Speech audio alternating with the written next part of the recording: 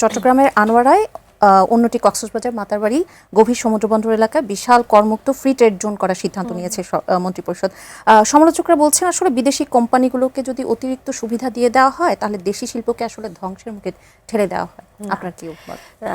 এটা একদমই ঠিক নয়, কারণ হচ্ছে আমরা দেশীয় যেই শিল্প কারখানাগুলো আছে সেগুলোর জন্য সরকার কিন্তু প্রচণ্ড রকমের ভাবে তাদেরকে সহযোগিতা করে যাচ্ছে। আমরা যদি বাজেট অধিবেশনের যে বাজেটের যে বইটা আছে সেটি পড়লে দেখা যাবে যে সেখানে হ্যাঁ আমি 30 সেকেন্ডেই বলছি, সেখানে ক্ষতিগ্রস্ত ব্যবসায়ীদের কথা বলা আছে, নতুন নতুন উদ্যোক্তাদের কথা বলা আছে, বাংলাদেশি উদ্যোক্তারা যেন ইবে, আলিবাবা, অ্যামাজনে কাজ করতে পারে তাদেরকে নিয়ে কথা বলা আছে।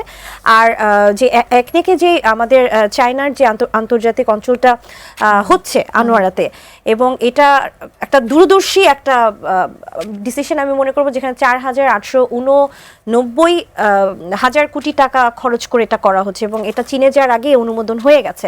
সো আমি মনে করি যে চায়নার সাথে আমাদের বিজনেস এস্টাবলিশ হবে এবং আমরা বিশ্বাস করি যে আমাদের দেশে বিজনেস সেক্টরে কোনো ঘাটতি থাকবে না ইনশাআল্লাহ। আমি একই প্রশ্ন, আচ্ছা জি অবশ্যই আরেকটি কথা বলে বলবো যে আমাদের মাননীয় প্রধানমন্ত্রী কিন্তু খুব সুন্দরভাবে দেশটাকে চালাচ্ছেন। তিনি কিছুদিন আগে একটা কথা বলেছেন যে তার এক্সরে রিপোর্টে গেলে দেখা যাবে যে তার হাড় এখনো বাঁকাভাবে জোড়া লেগেছে, কিন্তু হ্যাঁ প্রতিহিংসার রাজনীতি তিনি করছেন না এবং তার ব্যথাটাও কিন্তু প্রতিহিংসার রাজনীতিতে কমবে না।